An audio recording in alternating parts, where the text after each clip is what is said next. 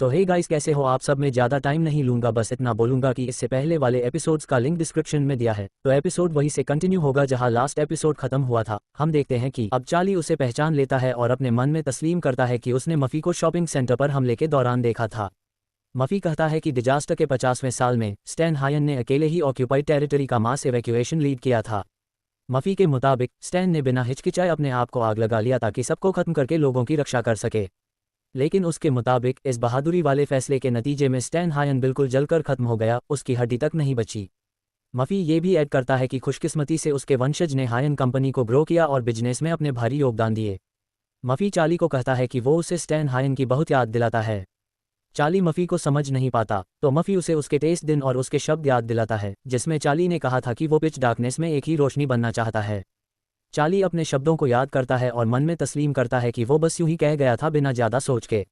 मफ़ी Charlie से कहता है कि उसका जनरल ली के साथ रिश्ते में होना डिजर्व करता है, जो चार्ली को हैरान कर देता है। चार्ली क्लेरिफाई करता है कौन सा जनरल, तो मफ़ी पूरी कॉन्फिडेंस के साथ उसे उसके अंकल के रूप में डिस्क्राइब करता है। चार्ली अपनी कानों पर विश्वास नहीं कर सकता और उसके अंकल का अजीब बिहेवियर याद करता है। वो अभी भी ये बात समझने की कोशिश कर रहा है कि वो नाइट वॉच के सबसे ताकतवर सोल्जर्स में से एक है। मफ़ी पूछता है कि क्या चार्ली का अंकल कभी उसकी पोजीशन के बारे में बता चुका है, तो वो तस्लीम करता है कि पूरी जिंदगी उसने यही सोचा कि उसका अंकल एक सिंपल वर्कर है। चार्ली मन में सोचता है कि अब उसके अंकल के दूसरे रास्ते वाले शब्द इतने अजीब नहीं लगते। मफ़ी ये अंदाज़ा लगाता है कि जनरल ली चार्ली पर निगाह रख रहा है उसके भलाई के लिए, और अपने आप को इंट्रोड्यूस करता है कि वो ट्रेनिंग कैंप में इंस्ट्रक्टर के रूप में काम करता है। वो चार्ली को गुड लक की शुभकामना देता है और उम्मीद करता है कि उनकी ट्रेनिंग स्मूथली चलेगी। मफ़ी के जाने के बाद चार्ली अपने मन में तस्लीम करता है कि उसे कुछ बुरा होने का एहसास हो रहा है। वो पेंटिंग की तरफ देखता है और नोटिस करता है कि उसमें से कुछ अलग तरीके की शक्तियाँ निकलने लगी हैं। कुछ सेकंड बाद एक बड़ी कीड़े जैसी अलग फॉर्म पेंटिंग से तेज गति में निकलती है। चार्ली को समझ आता है कि यह एक वांडरिंग स्पिरिट है और वो उसका पीछा करता है, समझने की कोशिश में कि वो यहाँ कैसे पहुंचा। किसी और के पीछे भागते हुए वो ये जानने की कोशिश करता है कि ये स्पिरिट इतनी अच्छी सिक्योरिटी के साथ अंदर कैसे आए। चार्ली के शैडो इंस्टिंक्ट को एहसास होता है कि ये वांडरिंग स्पिरिट उतना सिंपल नहीं जितना वो लगता है। चार्ली उस मॉन्स्टर का पीछा करता रहता है और मन में ये अनुमान लगाता है कि दूसरों के आने का एहसास किसी इंपॉर्टेंट चीज़ से कनेक्टेड हो सकता है। चार्ली को एहसास होता है कि वो अब कंपनी के बेसमेंट में है, लेकिन वहाँ स्टाफ की कमी उसे परेशान करती है। अचानक वो किसी की आवाज़ सुनता है और ये जानने के लिए शैडो लेयर में छुप जाता है कि कंपनी में क्या हो रहा है। चार्ली शैडो प्यूपल स्किल का उपयोग करता है और जल्दी से दूसरी दुनिया में चला जाता है। वहाँ उसने अपने आप को एक अजीब लेबोरेटरी में पाया जहाँ कई कैप्सूल्स भरे हुए हैं। गौर से देखने पर चार्ली को पता चलता है कि कैप्सूल्स में अलग अलग साइज और रैंक के दूसरे हैं। इतने में दो साइंटिस्ट कॉरिडोर में चल रहे होते हैं और असिस्टेंट डॉक्टर से कहते हैं कि वांडरिंग स्पिरिट का कल्टीवेशन प्लान के मुताबिक चल रहा है और मिस्टर स्टैन ने कहा है कि वो ब्लडी सब स्पीशीज को कंट्रोल में लेना चाहेंगे। असिस्टेंट डॉक्टर से पूछता है कि क्या उनके पास कोई आइडियाज़ हैं। डॉक्टर जवाब देते हैं कि दूसरों को टेम करना काफ़ी मुश्किल है और तीनों वांडरिंग स्पिरिट्स इसका एक अच्छा उदाहरण है, और अगर वो पहले ब्लडी सब स्पीशीज़ को पकड़ने की कोशिश करते वो बहुत कुछ खो सकते हैं। असिस्टेंट डॉक्टर को कहता है कि ब्लडी स्पीशीज़ को अट्रैक्ट करने के लिए फ्लैश और ब्लड का पहले वाला उपयोग काम आया था, लेकिन डॉक्टर जवाब देता है कि सिर्फ उस पर भरोसा करना मुमकिन नहीं है। डॉक्टर जोर देते हैं कि उनका अंतिम लक्ष्य एक कंट्रोल करने लायक अदर का विकास करना है जो नाइट्स वॉच की मदद कर सके, और पहला कदम स्पिरिट पर नियंत्रण पाना है। डॉक्टर एक अदर के पास जाते हैं और कहते हैं कि ये स्पिरिट उनके हाथ में तब आया जब उसके अपने उसे रिजेक्ट कर दिए थे। डॉक्टर उसे नंबर 9 कहकर ग्रीट करते हैं और उसका हाल पूछते हैं। असिस्टेंट डॉक्टर को वार्न करता है, पर डॉक्टर उसे कहते हैं कि चिंता मत करो और सिर्फ नोट्स लो। डॉक्टर कैप्सूल के ग्लास पर नॉक करते हैं और उस अदर से पूछते हैं कि क्या उसे अपनी नई आंखें पसंद हैं। वो अपना पंजा आगे बढ़ाता है जो ग्लास को कुछ हद तक चीर देता है। डॉक्टर इस बिहेवियर से काफ़ी खुश होते हैं और नोट करते हैं कि अदर का मूड अब फाइनली स्टेबलाइज हो रहा है। अगले कदम में वो असिस्टेंट से कुछ स्टोन्स लाने को कहते हैं और उन्हें नंबर 9 को देने को बोलते हैं। चार्ली इस अदर को ऑब्जर्व करते हुए सोचता है कि क्या वो उसे देख सकता है। उसकी नज़र में ये अदर पहले वाले वांडरिंग स्पिरिट से अलग है, क्योंकि ये एग्रेसिव नहीं है और कम्युनिकेट कर रहा है। थोड़ी देर नंबर 9 को ऑब्जर्व करने के बाद चार्ली रियलाइज़ करता है कि इस क्रीचर में कुछ कॉन्शियसनेस है। असिस्टेंट डॉक्टर से पूछता है कि क्या ये एक्सपेरिमेंट आउट ऑफ कंट्रोल हो सकता है और क्या ऐसे अदर्स लोगों के खिलाफ भी लड़ेंगे। डॉक्टर कूल होकर असिस्टेंट को जवाब देते हैं कि वो यकीन रखते हैं कि जो समस्याएं आई हैं उनका हल मुमकिन है। असिस्टेंट और टेस्टिंग का सुझाव देता है और कहता है किसी और की सोल को ह्यूमन सोल के साथ रिप्लेस करने का उदाहरण देते हुए। डॉक्टर असिस्टेंट को पकड़ लेते हैं और कहते हैं कि ये आइडिया अनएक्सेप्टेबल है क्योंकि ये जो अलाउड लिमिट्स हैं उनके पार है। पर तभी बुजुर्ग डॉक्टर अचानक से जोर से खांसने लगते हैं और असिस्टेंट उन्हें संभालता है और माफ़ी मांगता है कि उसने ज़्यादा बोल दिया।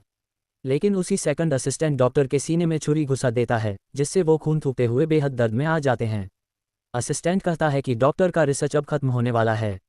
वो अपने चश्मे उतारता है और कहता है कि वो यहाँ काम करने के लिए इसलिए नहीं आया था। ये कहते हुए वो अपने हाथ को ऊपर उठाता है और उसमें अद्भुत ऊर्जा का क्लॉट बनाता है। पूरे पावर के साथ वो अपनी ऊर्जा रिलीज करता है और सभी कैप्सूल जो दूसरों से भरे हैं उन्हें तबाह कर देता है। उसी वक्त साइंटिफिक कॉम्प्लेक्स का कंट्रोल सिस्टम रूम 35 से दूसरों के भागने का वार्निंग देकर रेड थ्रेट लेवल अनाउंस करता है।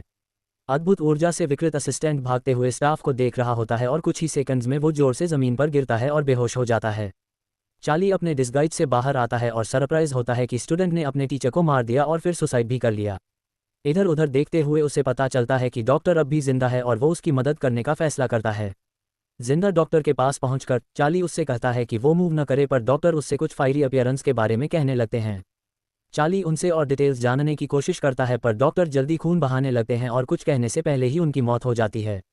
चार्ली डॉक्टर के शरीर को हिलाते हुए कहता है कि वो पहेली मत बुझाएं, लेकिन डॉक्टर के मरने की श्योरिटी लेने के बाद वो गुस्से से भर जाता है। इधर उधर देखते हुए चार्ली कुछ अलग नोट करता है और फैसला करता है कि सबसे पहले उसे सभी मॉन्स्टर्स को खत्म करना पड़ेगा।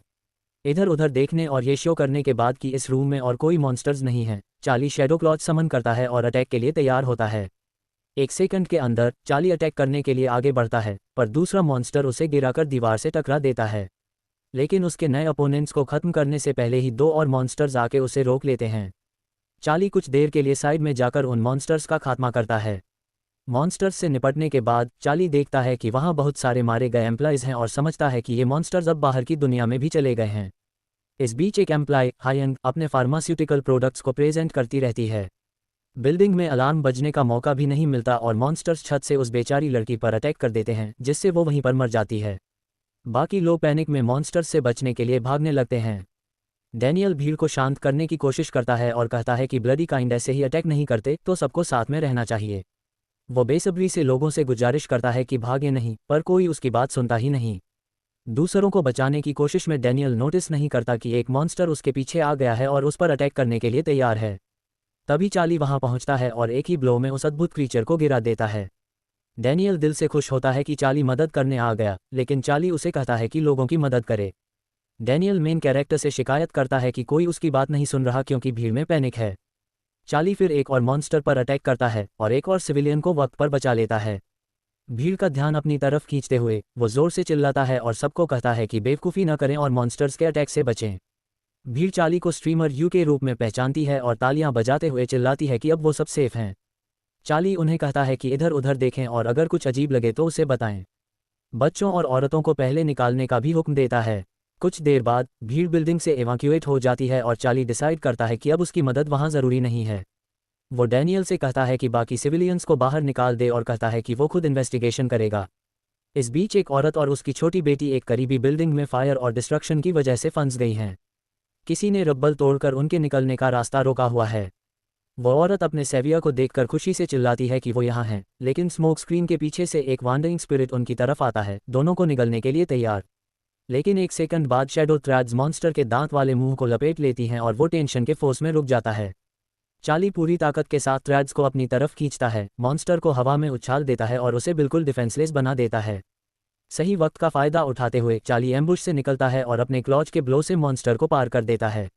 वो औरत आंसुओं में चार्ली का शुक्रिया अदा करती है कि उसने उन्हें बचाया और चार्ली स्मोक से अपना गला साफ करते हुए खुद को लगती आग को बुझाने की कोशिश करता है जो मॉन्स्टर से उस तक फैल गई थी। इस हादसे से निपटने के बाद वो औरत और बच्ची के पास जाता है, पर लड़की रोती है और कहती है कि चार्ली मॉन्स्टर से भी बुरा लगता है।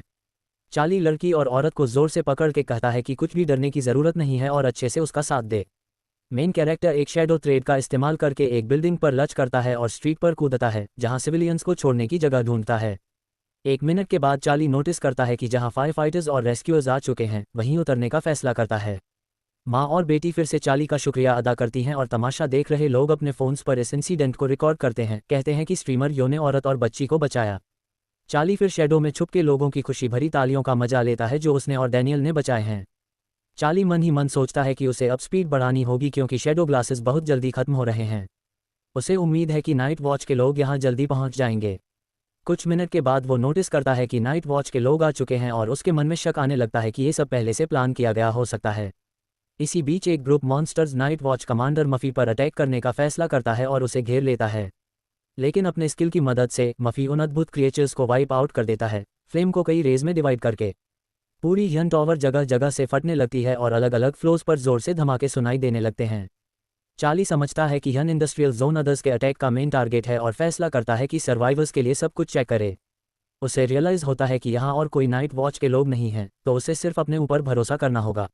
अपने इंडिकेटर्स चेक करते हुए कुछ देर के बाद चार्ली सर्वाइवर्स के पास पहुंचता है और अपनी शैडो ट्रेड स्किल्स का इस्तेमाल करके उन्हें धीरे धीरे नीचे लाने लगता है। चार्ली अपनी पूरी ताकत लगा के जितने लोगों को बचा सके उन्हें बचाने की कोशिश करता है। थोड़ी देर एक्शन के बाद चार्ली नोटिस करता है नाइट वॉच के कमांडर मफी को। चार्ली जमीन पर उतरता है आखिरी सिविलियन को एवैक्यूएट करने के बाद और थक के सांस लेता है। चार्ली जमीन पर गिर जाता है और रियलाइज करता है कि वो इतना थक चुका है कि अब मुश्किल से खड़ा हो सकता है। मन ही मन मानता है कि हीरो बनना कितना मुश्किल है, लेकिन जो लोग अपनी जान बचाने पर खुशी मना रहे हैं उन्हें देखकर लगता है कि ये सब वक्त था। अचानक एक दादी जोर से लोगों से पूछती है कि क्या किसी ने उसकी पोती को देखा है।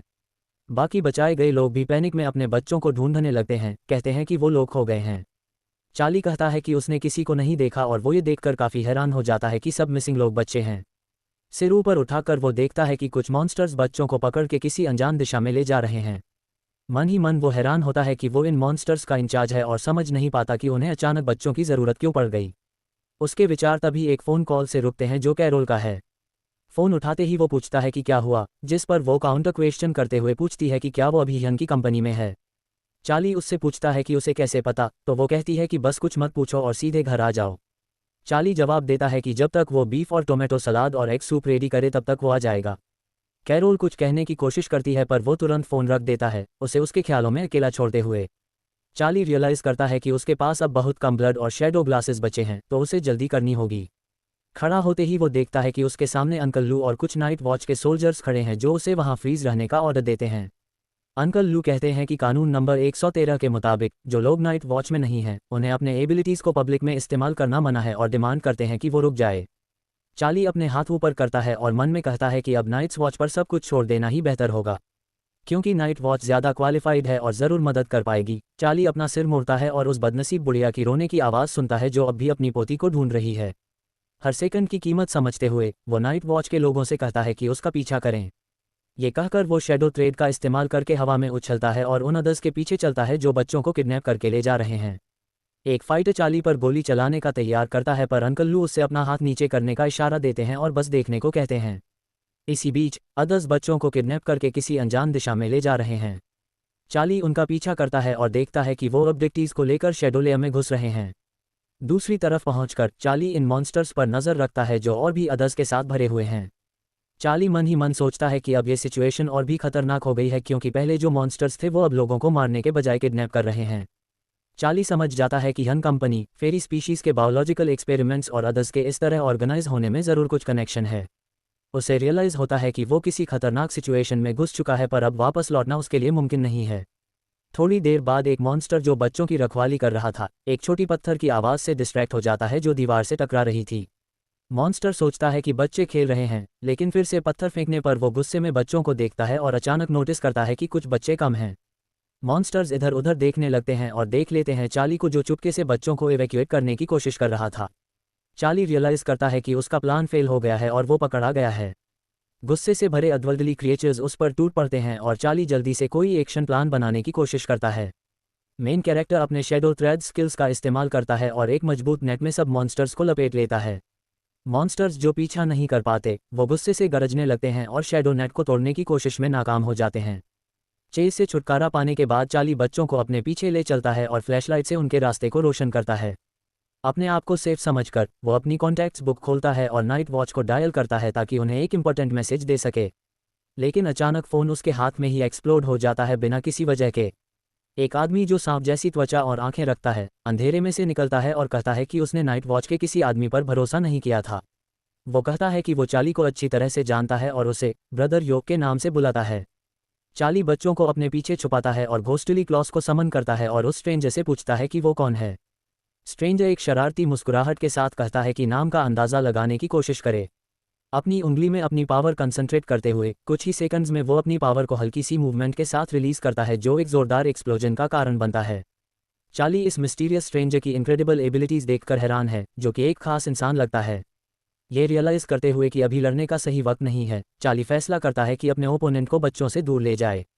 लेकिन जैसे ही वो पास की सड़क पर लैंड करता है, उसकी पीठ पर कई लोहे की सरिये आती हैं। स्ट्रेंजर कहता है कि चार्ली की रिएक्शन वीडियो में जैसे थी बिल्कुल वैसी ही है और वो इम्प्रेस्ड है। लेकिन उसके हिसाब से चार्ली की स्ट्रेंथ सिर्फ पहले लेवल पर है और ये उसे निराश करता है। चार्ली एक रहस्यमयी अजनबी से पूछता है कि क्या वो ह्यून कॉर्पोरेशन का कर्मचारी है। अजनबी बस घमंड से मुस्कुराता है और पूछता है, क्या मेरा रूप वाकई इतना स्पष्ट है।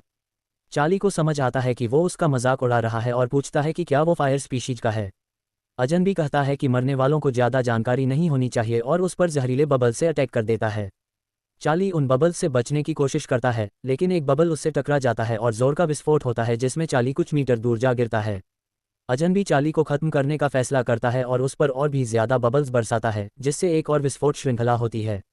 वह अपने आप से कहता है कि उसने स्थानीय सुपरस्टार से कुछ ज़्यादा ही उम्मीदें लगाई थीं। बिल्डिंग के पास बच्चे ये सब देख रहे होते हैं और आंसू भरी आंखों से दुआ करते हैं कि चार्ली जिंदा रहे। जब विस्फोट का धुआं शांत हो जाता है, अजनबी क्रेटर्स के पास जाने का फैसला करता है और देखता है कि चार्ली वहां नहीं है।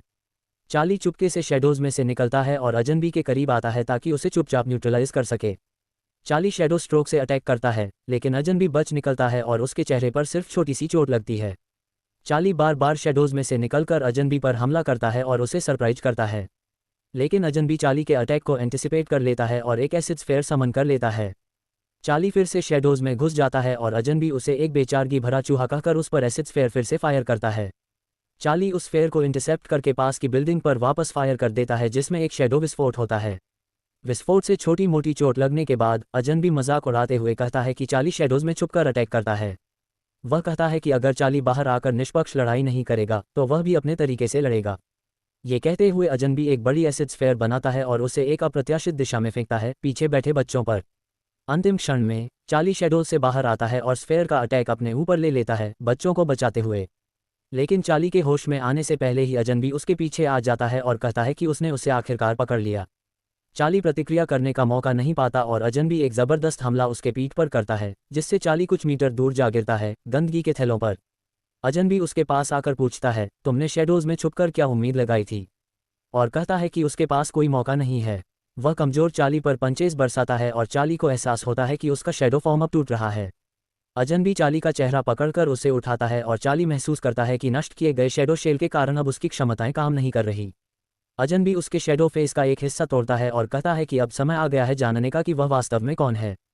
उसने चार्ली को एक हाथ से गले से पकड़ रखा है और दूसरे हाथ से एक विशैला स्फेयर बनाकर चार्ली पर गिराने वाला होता है जब वह उस स्फेयर का ऊर्जा संकेंद्रण लगभग पूरा कर लेता है। एक ब्रिक अचानक गिरती है। ऊपर देखते हुए वो देखता है कि बच्चे अब चुप बैठने वाले नहीं हैं। वो चीख रहे हैं कि उसे चार्ली को छोड़ दे और उस पर पत्थर फेंक रहे हैं। तुम बच्चे क्यों परेशान कर रहे हो? अजनबी गुस्से में पूछता है, उन्हें ब्रैट्स बुलाते हुए। अजनबी एक पल के लिए चार्ली को भूल जाता है और बच्चों पर पॉइजनस स्पीयर लॉन्च करने का फैसला करता है। चार्ली इस मौके का फायदा उठाता है, थोड़ी सी स्ट्रेंथ वापस पाते हुए पीछे से अजनबी को पकड़ लेता है और कहता है कि सिर्फ उसी से लड़े। अजनबी पल भर के लिए सरप्राइज हो जाता है चार्ली के मल्टीपल शैडो प्यूपल स्किल से, जो वो बच्चों को सुरक्षित रखने के लिए यूज करता है। चार्ली फिर से अटैक करता है और उसके बैक में स्टेप करता है, फिर पीछे हट जाता है। अजनबी गुस्से में कहने लगता है कि अब बच्चा उसकी मदद नहीं करेगा। चार्ली उसे कहता है कि उसका ब्लड कंट्रोल में है और पूछता है कि बच्चों को क्यों किडनैप किया। अजनबी जवाब देता है कि बच्चों की सोल्स ज़्यादा प्योर होती हैं और चार्ली को अपने परिवार की आवाज़ सुनने को कहता है।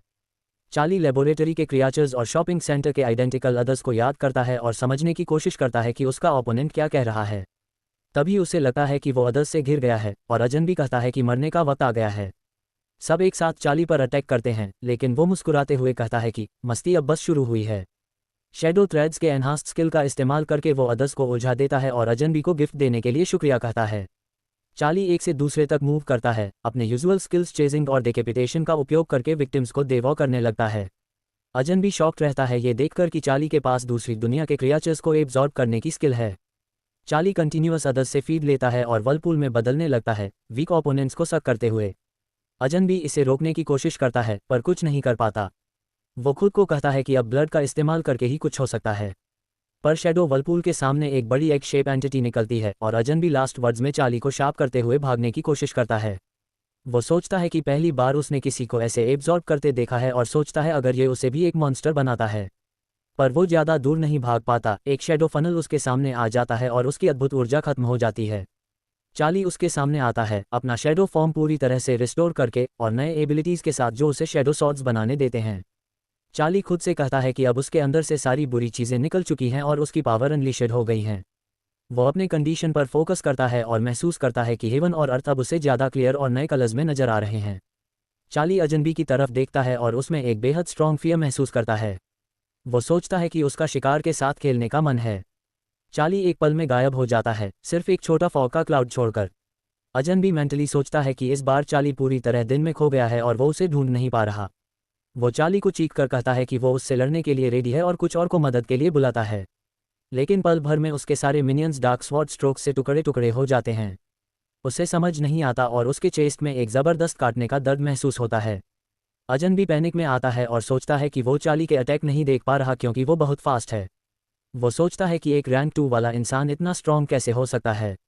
चार्ली, जो अब और गहरी शेडोज में छिप सकता है, चुपके से अजनबी के करीब आता है और देखने लगता है कि उसके ओपोनेंट के चेहरे पर उसकी सारी इमोशंस और फियर्स नजर आ रहे हैं। वो और ब्लोज मारते हुए उसे टॉर्चर करना जारी रखता है और सोचता है कि उसे अपने शिकार के साथ खेलने में बहुत मजा आ रहा है। अजनबी चीख कर चार्ली से कहता है कि अगर उसे मारना ही है तो मार दे, बस मजाक उड़ाना बंद करे। चार्ली अजनबी के पीछे से आकर उसके गले पर तलवार रख देता है और कहता है कि वो उसकी इच्छा पूरी करेगा। वो तलवार और करीब ले आता है और अजनबी को रियलाइज होता है कि अब उसकी किस्मत का फैसला हो गया है और वो इस स्थिति से नहीं निकल पाएगा। तभी कोई एक टाइल का पीस मारकर चार्ली को डिस्ट्रैक्ट करता है, जिससे अजनबी को भागने का मौका मिल जाता है। अचानक एक और अजनबी एरिना में आता है और चार्ली के पहले ओपोनेंट को, जोन्स, बुलाकर पूछता है कि वो क्या कर रहा है। वो कहता है कि उन्होंने उसका इंतजार आधा दिन किया और एम्फेसाइज करता है कि बॉस बहुत नाराज है। जोन्स अपने दोस्त सेलर को देखकर सरप्राइज होता है और पूछता है कि क्या उनके बॉस ने उसे यहाँ भेजा। सेलर जवाब देता है कि अब उनका प्लान शुरू होता है और उससे बच्चों को पकड़ने का ऑर्डर देता है, कहता है कि वो बाकी सब कुछ संभाल लेगा। जोन्स हाँ करता है और ब्लॉक के उस तरफ दौड़ता है, कहता है कि वो ये पेशेंट सेलर के हवाले छोड़ रहा है। चार्ली शेडोज में डाइव करता है और जोन्स के पास जाकर चीखता है कि बच्चों को अकेला छोड़ दे और अपने स्वॉर्ड्स घुमाता है। लेकिन वो अटैक शुरू नहीं कर पाता क्योंकि सेलर उस पर हमला करता है और उसे गिरा देता है। चार्ली जल्दी से उठता है और सेलर की तरफ अटैक करता है जब सेलर अपने फिस्ट्स में अद्भुत ऊर्जा चार्ज करता है। सेलर चार्ली पर हमला करता है, लेकिन चार्ली अपनी एगिलिटी के कारण बच जाता है और साइड में जंप कर लेता है। इसी दौरान जोन्स अपनी पावर यूज करके बस एक फिंगर में कंसंट्रेट करता है और चार्ली को पॉइजन रोप से बांध देता है, जिससे चार्ली न हिल सकता है और न अटैक कर सकता है। इस मौके का फायदा उठाते हुए सेलर एक जबरदस्त ब्लो, जो अद्भुत ऊर्जा से चार्ज है, चार्ली के बॉडी पर मार देता है। जोन्स सेलर को चीख कर कहता है कि चार्ली को खत्म कर दे। लेकिन अचानक एक बारिश की तरह अटैक्स उस पर गिरते हैं और उसके बॉडी को डिसमेंबर कर देते हैं। समझने से पहले ही जोन्स जमीन पर गिरता है, उसके कट लिम्स से लगातार ब्लड निकलता है। सेलर अपने गिर चुके दोस्त के बॉडी को ठंडे नज़र से देखता है और चार्ली के स्किल्स की तारीफ करता है, पूछता है कि क्या वो नाइट वॉच में काम करता है। वो चार्ली से पूछता है कि वो उनके मामले में क्यों दखल दे रहा है, जिसका जवाब चार्ली देता है कि सेलर बच्चों को दूसरों पर एक्सपेरिमेंट करने के लिए इस्तेमाल कर रहा है, जो उसके नज़र में अनैतिक है। सेलर कहता है कि चार्ली हीरो बनने की कोशिश कर रहा है, जिसका जवाब वो ये देकर देता है कि वो एक हीरो है और कभी हीरो बनने की इच्छा नहीं थी। मेन कैरेक्टर और जोड़ता है कि वो बस वही करता है जो उसके हिसाब से सही है और फाइट के लिए तैयार होता है। सेलर उसके वर्ड्स पर बस चक्ल करता है और कहता है कि अगर चार्ली बच्चों को बचा लेगा तो सारी मानवता तबाह हो जाएगी। चार्ली नहीं समझ पाता कि सेलर क्या कह रहा है और पूछता है कि बच्चों का किडनैपिंग दुनिया को कैसे बचा सकता है। सेलर चार्ली को बताता है कि ह्यूमंस और अदर्स के बीच युद्ध 100 सालों से चल रहा है। उसके नज़रिए से सिर्फ उसके ग्रुप के एफर्ट्स की वजह से ही लोग अब तक जिंदा हैं। लेकिन सेलर कंक्लूड करता है कि अदर्स अब भी ह्यूमंस से ज़्यादा स्ट्रॉन्ग हैं और ह्यूमन स्ट्रेंथ एक आग की तरह है जो आसपास सब कुछ रोशन नहीं कर सकती। सेलर कहता है कि उन्होंने एक और रास्ता ढूंढ लिया है, तकलीफ भरी मौत मरने के बजाय। वो मानता है कि डार्कनेस को हराया नहीं जा सकता, इसलिए उससे अडैप्ट करना ज़रूरी है। अपनी उम्मीदें दिल में दबा के रख लो और बस इंतज़ार करो। अपनी कहानी खत्म करते हुए वो कहता है कि कुछ वक्त बाद एक आग लगेगी जो पूरी मानवता को बचा लेगी, और यही है जो वो लोग इंतज़ार कर रहे हैं। चार्ली सेलर के वर्ड्स पर हंस देता है और कहता है कि वो बस अपने एक्शंस को इन कहानियों के साथ जस्टिफाई कर रहा है। मेन कैरेक्टर और कहता है कि अगर फायर काइंड ऐसे ही सोचता है तो वो सबको खत्म कर देगा। सेलर कहता है कि उसे चार्ली के साथ इस बेकार कॉन्वर्सेशन में बोर हो रहा है और वो कुआ की एनर्जी से ग्लो करने लगता है। कुछ सेकंड्स के बाद उसके चेस्ट में एक आग इग्नाइट होती है और वो चार्ली को फायर काइंड की पावर दिखाने के लिए इनवाइट करता है। मेन कैरेक्टर बैटल में दौड़ता है, दो तलवारें पकड़ के पावरफुल टू हैंडेड अटैक के लिए रेडी होता है। लेकिन सेलर अपने हाथ से रेजर शार्प ब्लेड्स का ब्लो आराम से ब्लॉक कर लेता है बिना किसी डैमेज के। मौका देखते हुए सेलर एक स्ट्रॉन्ग किक मारने की कोशिश करता है ताकि चार्ली को दूर फेंक सके। चार्ली थोड़ा पीछे जंप करता है, अपने ओपोनेंट को एनालाइज करने और स्ट्राइक करने का सही मोमेंट ढूंढने की कोशिश करता है। लेकिन अलग अलग डायरेक्शन से अटैक करने की सभी कोशिशों के बावजूद सेलर उन्हें फ्लॉलेसली ब्लॉक कर लेता है। लेकिन एक अटैक के दौरान सेलर चार्ली को पकड़ लेता है जब वो एक गलती करता है और अपने पावर से उसके नीचे की ज़मीन को एक्सप्लोड कर देता है। धुआं क्लियर होने पर एक बैडली इंजर्ड चार्ली क्रेटर के बीच में पड़ा होता है। वो अपने हाथ को अपने वाउंड पर रखता है और मानता है कि सेलर एक बहुत ही फॉर्मिडेबल ओपोनेंट है। लेकिन वो नोटिस करता है कि उसके वाउंड हील नहीं हो रहे जबकि वो शैडो फॉर्म में है। सेलर चार्ली के पास आता है और उसे बताता है कि उसने एक स्पेशल स्किल यूज़ की जिसे फ्लेम स्ट्राइक कहते हैं। वो और कहता है कि चार्ली उसे भी नहीं हरा सका और एब्सोल्यूट पावर के सामने वो बिल्कुल हेल्पलेस होगा। सेलर कहता है कि ये सब खत्म करने का वक्त आ गया है। लेकिन चार्ली बस मुस्कुराता है और मार्क स्किल का यूज़ करके उससे सहमत होता है। मार्क की वजह से विक्टिम में इनक्रेडिबल फियर उत्पन्न होता है और सेलर वहाँ फ्रीज हो जाता है, अपनी उंगली भी नहीं उठा पाता।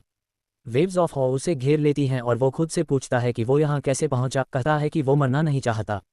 चार्ली सेलर के पीछे से आता है और कहता है कि वो उसके दिल के अंदर छिपे फियर को महसूस कर सकता है। वो कहता है कि मानवता को बचाना सिर्फ एक एक्सक्यूज़ है और उसके एक्शंस का असल रीजन उसका फियर है। वो फिनिशर अटैक देने के लिए 2 तलवारों को एक में जोड़ता है और कहता है कि पूरा फायरकाइंड बस एक थग्स का ग्रुप है। सेलर अपनी पूरी विल को एक फिस्ट में समेट के क्रिपलिंग फियर को ओवरकम करता है और चार्ली पर अटैक करने के लिए पलट जाता है। लेकिन वो वक्त पर रिएक्ट नहीं कर पाता और चार्ली उसे अपनी शैडो स्वॉर्ड से घुस देता है। सेलर सिर्फ एक छोटी सी फ्लेम चार्ली के फेस पर छोड़ पाता है और देखता है कि सिर्फ एक लड़का उसके सामने खड़ा है। वो ज़मीन पर गिरता है और अपने मन में सोचता है कि वो चार्ली के फियरलेसनेस पर हैरान नहीं है, क्योंकि उसकी उम्र में वो भी ऐसा ही एनर्जेटिक था। अपने लास्ट थॉट्स में वो याद करता है कि उसका इग्नोरेंस और फियरलेसनेस कब का खत्म हो चुका है और अंत में चार्ली को भी वही फेट मिलेगा। चार्ली सेलर से सवाल पूछने की कोशिश करता है लेकिन वो बिना एक शब्द कहे अपनी जान दे देता है। इसी बीच फिजिकल वर्ल्ड में एक न्यूज़ रिपोर्टर आग के सीन पर पहुंचती है और रिपोर्ट करती है कि उसके पीछे हायन कंपनी का बिल्डिंग है। उसके हिसाब से बस 1 घंटे पहले बिल्डिंग में आग लग गई थी और कुछ लोग उसके असर से निकल गए थे जिससे बिल्डिंग पूरी तरह से जल गई। वो ये भी ऐड करती है कि उन्हें पता चला है कि कई विक्टिम्स वहां से निकलने में कामयाब हुए एक स्ट्रिमर के वजह से जिसका निकनेम यू है। रिपोर्टर अपने रिपोर्ट में बताता है कि वो स्ट्रिमर दूसरे लोगों के द्वारा किडनैप किए गए बच्चों को बचाने के लिए दौड़ गया। लेकिन कुछ सेकंड्स बाद एक आईविटनेस को एक ग्रुप ऑफ किडनैप चिल्ड्रन और चार्ली का साइलेहुएट उनके साथ दिखता है और वो चिल्लाता है कि ब्रदर वाई वापस आ गया। क्राउड चार्ली की तारीफ करने लगता है, जोर जोर से उसका निकनेम चिल्लाते हैं और उसकी तरफ बढ़ते हैं। चार्ली बच्चों के साथ बैठता है और उनसे कहता है कि वो जा सकते हैं, ऐड करते हुए कि वो और आगे नहीं जाएगा।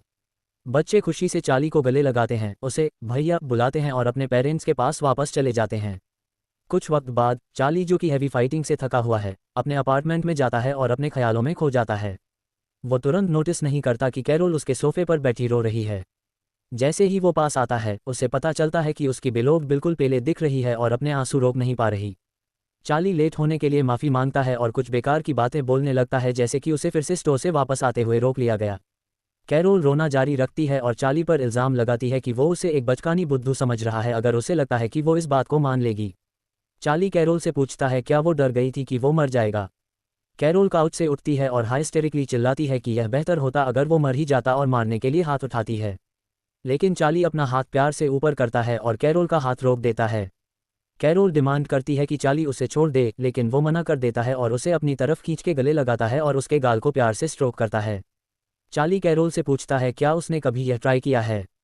कैरोल नहीं समझती और पूछती है उसका क्या मतलब है। चार्ली कैरोल को कहता है कि उसे डरने की ज़रूरत नहीं क्योंकि अब वो बच्चे नहीं हैं। लेकिन वो सच में उसे मानता है कि वो नहीं समझती वो क्या कह रहा है। चार्ली इंसिस्ट करता है और मानता है कि उसने भी कभी यह ट्राई नहीं किया और प्रपोज करता है कि यह फिक्स करते हैं। कैरोल चार्ली से थोड़ा और क्लियर होने के लिए कहती है, लेकिन वो उसे इंटरप्ट करके धीरे से पास आके उसे किस कर लेता है। 1 सेकंड बाद कैरोल होश में आती है और एक स्ट्रॉन्ग ब्लो से चार्ली को पीछे धकेलती है, पूछती है ये वो क्या कर रहा है। चार्ली बिना डरे अपने बकवास जारी रखता है और कहता है कि उसे सच में बहुत प्यास लगी थी, इसलिए उसने ये किया और अपने लिप्स कवर करते हुए कहता है। कैरोल शर्मा के चार्ली की तरफ देखती है और उससे इसका मतलब पूछती है। लेकिन चार्ली जवाब देने से कतराते हुए कैरोल से पूछता है क्या वो भूखी है और उसके लिए खाना गर्म करने का ऑफर करता है। माइक्रोवेव की तरफ जाते हुए वो मन में मानता है कि वो अभी लाइफ और डेथ के एज पर था, लेकिन उसके नज़रिए से यह डेफिनेटली वर्थ था क्योंकि उसे अपने लवर को किस करने में एक इनक्रेडिबल थ्रिल महसूस हुई। चार्ली का मूड तुरंत लिफ्ट हो जाता है और वो कहता है कि यह उसके लाइफ के बैटल का बेस्ट रिवॉर्ड था। कैरोल शर्मा के चार्ली को एंथुजियास्टिकली डांस करते हुए देखती है और मन ही मन उसे एक फुल कहती है। थोड़ी देर बाद वो टेबल पर बैठते हैं और डिनर करते हैं एक दूसरे को देखे हुए। चार्ली सोचता है कि बैटल के बाद उसके एबिलिटीज़ कितनी बढ़ गई हैं और अपना प्रोफाइल चेक करता है। अपने अकाउंट डेटा के हिसाब से उसके पास एक नई एबिलिटी है जिसे हिडन शैडो कहते हैं। यह उसे शैडोज़ में डाइव करने और उनके बीच फ्री मूवमेंट करने की इजाज़त देता है। एबिलिटी का डिस्क्रिप्शन पढ़ने के बाद चार्ली तय करता है कि यह एक मॉडिफाइड स्किल है सिंपल शैडो फॉर्म का। उसे ये भी नोटिस होता है कि वो अब लोगों की ऑरस देखने लगा है। इस हिसाब से रेड कलर की ऑरा दुश्मन की, ग्रीन एली की और वाइट सिविलियंस की होती है। अचानक वो अपनी नज़र कैरोल पर फोकस करता है और उसकी तरफ घूरता है, जिससे वो कंफ्यूज हो जाती है। वो उससे पूछती है कि उसे क्या चाहिए, वार्न करती है कि फिर से कुछ अजीब मत करें। लेकिन चार्ली उसे देखना जारी रखता है और मेंटली सोचता है कि उसकी बेलोव के इर्द गिर्द पिंक ऑरा का क्या मतलब है। चार्ली अस्यूम करता है कि पिंक ऑरा इस बात का निशान है कि कैरोल उसके लिए फीलिंग्स रखती है और वो एक गूफी स्माइल देता है। सडनली दोनों हीरोज़ का डिनर लाउड साउंड्स के साथ इंटरप्ट होता है जब फायरवर्क्स उनके घर के सामने फटने लगते हैं। कपल बैल्कनी पर निकलता है और आसमान में चमकदार फ्लैशेस देखकर फासिनेटेड हो जाता है। चार्ली साइलेंस तोड़ते हुए कैरोल से पूछता है कि क्या फायर व्यू के बारे में कुछ पता है। कैरोल चार्ली को ध्यान से देखती है और पूछती है कि उसने ये कहाँ सुना। बिना किसी क्लियर जवाब का इंतजार किए वो कहती है कि यह इन्फॉर्मेशन उसके पिता के नोट्स में थी। कैरोल कहती है कि फायर काइंड एक ग्रुप है जो अपने अकेले ही ऑपरेट करता है, सिर्फ अपने ही गोल्स को परस्यू करता है। वो चार्ली को वार्न करती है कि यह ऑर्गेनाइजेशन लोगों का ब्रेन वॉश करती है, इसलिए इससे मत छेड़ना बेहतर होगा। वो ऐड करती है कि अगर उसे पता चले तो नाइट वॉच के पास जाए क्योंकि इस इन्फॉर्मेशन के लिए 500,000 का रिवॉर्ड है। चार्ली का चेहरा सीनियर सरप्राइज और डिसअपॉइंटमेंट से ग्रिमेस में बदल जाता है। कैरोल पूछती है कि उसे इतना क्या परेशान कर रहा है, लेकिन वो कहता है कि सब ठीक है, मेंटली अपने खोए हुए मिलियन को मून करते हुए। वो कैरोल से पूछता है कि क्या फायर व्यू के अलावा और भी ऐसे ऑर्गेनाइजेशंस हैं और उनका रिवॉर्ड क्या है, जिसके लिए वो रिप्लाई करती है कि उसने उनके बारे में सुना नहीं है।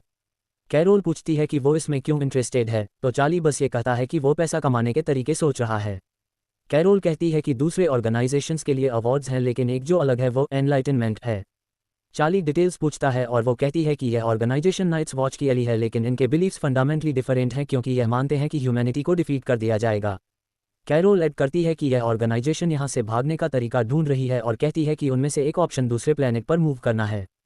चार्ली कहता है कि यह सब उसे किसी साइंस फिक्शन मूवी की याद दिलाता है, एडिंग की स्पेसशिप्स हर किसी के लिए नहीं बनाए जा सकते। कैरोल उसे रिप्लाई करती है कि इस मैटर में टेक्नोलॉजी पर रिलाई करना ज़रूरी नहीं है। वो कहती है कि दूसरे लोग एक अलग दुनिया में रहते हैं जहां टेक्नोलॉजी नहीं है, लेकिन वो सब क्रैक्स को बाईपास करने की कोशिश करते हैं और हमारी दुनिया में आने की कोशिश करते हैं। उसके नज़रिए से अगर एनलाइटनमेंट दूसरों की तरह ही रिजल्ट्स अचीव करती है तो स्पिनिंग व्हील को रोकना बहुत मुश्किल होगा।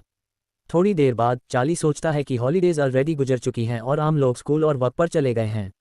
वो अपनी रीजनिंग जारी रखता है, याद करते हुए कि जब से उसने सेकंड रैंक हासिल की है वो बिना किसी दिक्कत के फर्स्ट लेवल के दूसरों को ख़त्म करने में सक्षम रहा है और अपनी लाइफ एक्सपेक्टेंसी को भी काफ़ी बढ़ा दिया है। लेकिन दिन वैसे ही गुजर रहे हैं और ट्रेनिंग कैंप के लिए तैयारी करने का वक्त आ गया है। रात को जाने से पहले अंकल ली वापस आता है और चार्ली को बताता है कि उसने उसकी एबिलिटी के डिस्कवरी के बारे में सुना है, एडिंग कि वो इससे बहुत इम्प्रेस्ड है। चार्ली अंकल ली से पूछता है कि वो कहाँ रहे और उसके हाथ का क्या हुआ। अंकल कहता है कि सब ठीक है, एडिंग कि इस साल उसके पास बहुत ज़्यादा वर्कलोड है और ऑलमोस्ट कोई फ्री टाइम नहीं है। उसके बाद वो कहता है कि चार्ली के गोल्डन लाइट के अलावा कुछ और भी ऐड हुआ है। मुख्य किरदार अपने अंकल से यह जानने की कोशिश करता है कि उन्होंने उसमें कौन सी एबिलिटी डिस्कवर की, लेकिन वो सिर्फ अवेसिव आंसर्स देता है। अंकल ली मेंटली सोचता है कि अब वो समझ गया है क्यों चार्ली पहले उससे अनयूजुअल लगा था, क्योंकि उसने सिर्फ टेस्ट में फेल नहीं किया बल्कि अच्छा भी दिखाया और 6th लेवल पर पहुंच गया। लेकिन फिर भी वो सोचता है कि यहाँ कोई गलती है और वो स्पेशल नहीं बन पाएगा। चार्ली अपने अंकल से कहता है कि उसने हाल ही में एक आदमी से मुलाकात की थी जिसका नाम मफी था और उसने उससे बताया कि उसका अंकल एक जनरल है। वो अंकल ली से पूछता है कि क्या ये सच है, तो वो रिलक्टेंटली कहता है कि हाँ ये सच है। चार्ली खुश होता है और अपने अंकल को बताता है कि वो स्ट्रॉन्गेस्ट 5 के मेंबर्स में से एक है। अंकल कहता है कि यह सब पुरानी बातें हैं क्योंकि जब वो 40 का था तब उसने फ्रंट लाइन छोड़ा था। वो अपनी जवानी याद करते हुए कहता है कि उन दिनों में वो एनर्जी से भरा हुआ था और अनेक दुश्मनों से लड़ाई करता था। वो स्टोरी कंटिन्यू करता है, कहता है कि तब उसके गोल्स काफ़ी सिंपल थे, सब दूसरों को ख़त्म करना सबके सुरक्षा के लिए, लेकिन उनकी संख्या बहुत ज़्यादा थी और इसमें 20 साल से ज़्यादा लग गए। अंकल कहता है कि आखिर में उसकी बीवी दूसरों के पॉल्यूशन से मर गई और उसे अपने काम में बदलाव करना पड़ा। अंकल कहता है कि इस बार भी में काफ़ी स्ट्रॉन्ग दूसरे हैं, लेकिन चार्ली उसे विश्वास दिलाता है कि वो कभी गिव अप नहीं करेगा और सब चैलेंजेस को हैंडल करेगा। चार्ली कहता है कि वो भी अपने अंकल की तरह एक जनरल बनना चाहता है। अंकल ली कहता है कि अब वापस नहीं जा सकते क्योंकि उसने चार्ली को स्पॉट कर लिया है। वो अपने पॉकेट से एक नेकलेस निकालता है और चार्ली से कहता है कि इसे अपने बॉडी पर हैंग करे।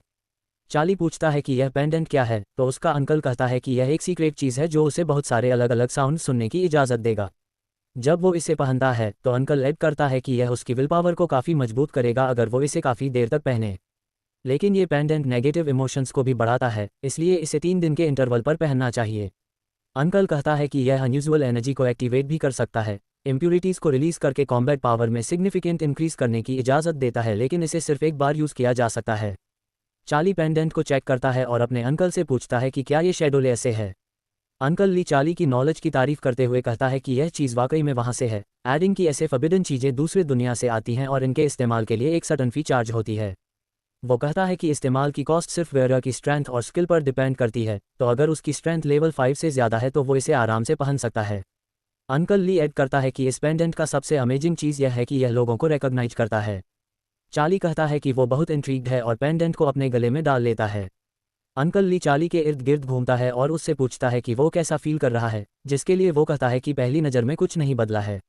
अंकल ली कहता है कि लगता है चार्ली की विल पावर पेंडेंट के इन्फ्लुएंस का काउंटर एक्शन कर रही है, जो मतलब यह है कि वो आराम से रह सकता है।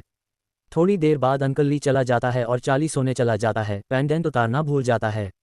अचानक पेंडेंट वायलेंट तरीके से कांपने लगता है और अंधेरी ऊर्जा को अपने अंदर इकट्ठा कर लेता है। जब ये काफ़ी एनर्जी एब्जॉर्ब कर लेता है तो पेंडेंट एक पोर्टल बनाता है और चार्ली को खींच लेता है। जब चार्ली जगता है तो वह खुद से पूछता है कि वह कहाँ है और आसपास देखता है। एक स्प्लिट सेकंड बाद उसके कान में किसी औरत की तेजी से चीख सुनाई देती है जो कि सिबू में है। चार्ली डिसाइड करता है कि वह आगे बढ़ेगा। आगे चलकर वह इस पेंडेंट के अलग अलग वियर्स के इमेजेस और उनकी मिसएडवेंचर्स देखता है।